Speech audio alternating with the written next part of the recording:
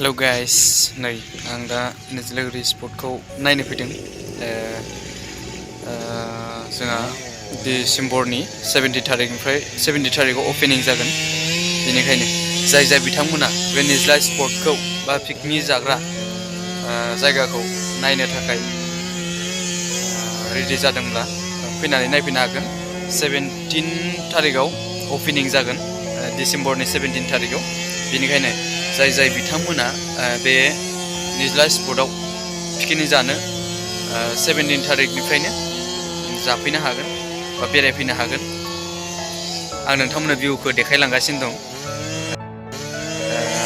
ओरै नाहर ओरै खामानि मावगासिनो दं ओरैजा खामानि मावगासिनो दं बैहाय दङ मा होनो बेवहाय ओपनिं जागोन मोसानायबो नुगोन बायदिसिना नुगोन 17 थारिखआव बेनिखायनो 17 थारिखआव जाय बिथांमोना ओपनिंखौ नायनो गोसो बा रंजानो गोसो बिथांमोना फैनानै रंजाफैनो हागोन बेवहाय आरो गोबां सिंगार आरो आर्टिस्ट बिथांमोनखौ हांख्रायनाय जादों नैबेयाव सिंगार दङ ELISA बरो दङ नेक्स्टआव दङ नयन borgoyari बिनि उनाव दङ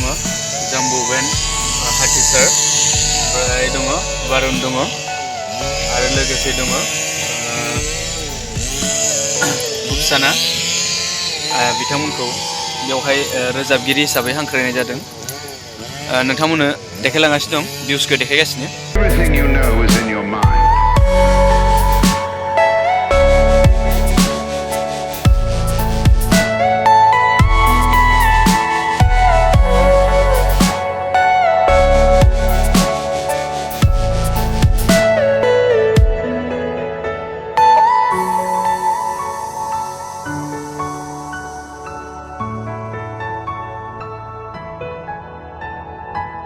बैनो रायजोफोर मोसाग्रा जायगा बेयाव मोसानाय मेथाइ खननाय नुनो मोनगोन आरो मेथाइ खनगोन सिंगार हांख्रायनायफ्रा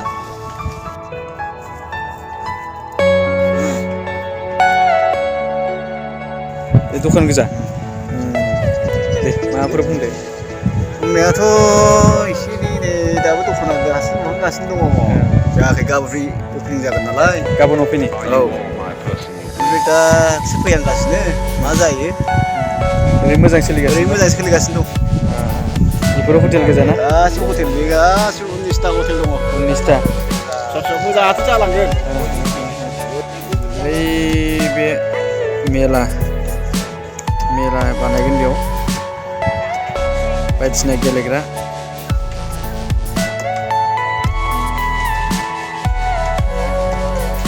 आच्छा बेवहाय सोर आर्टिस्टखौ हांख्रायनाय जादों एबा सिंगारखौ आर्टिस्टआसो नयन ओमफ्राय ELISA बर' ओरैनो फिसा फै दङ ओमफ्राय नेपालिफोर दङ साथाम नेपालि एक्टर बर'फ्रा साब्रै ओरैनो ओमफ्राय दा मोजांथ' जागासिनो दङ ओरैनोथ' बयबो फैनांगौ रायजो राजा मोजां मोननानै लिहोर दखानाबो साफा जाजोब्बाय बिदिनो दा रायजो राजाफ्रा फैयोना मायो फैना होसिगोन दालाङा बेनो रायजोफोर दालाङा बेनो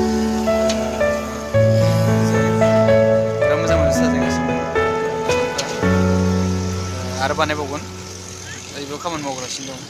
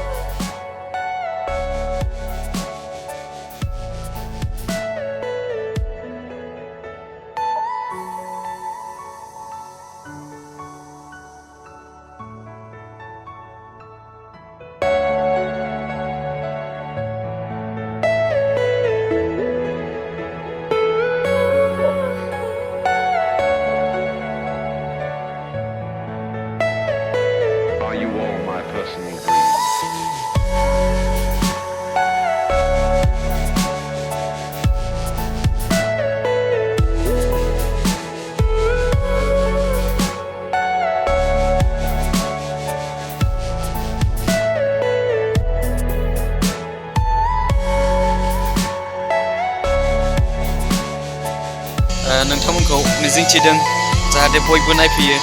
गोसोखौ गोजोन मोनगोन आरो बेरायफैयोब्ला माने बिराद मोजां जायगा आरोना भिउसआ बिराद मोजां आरोना नोंथांमोना नायबा गोजोननाय मोनगोन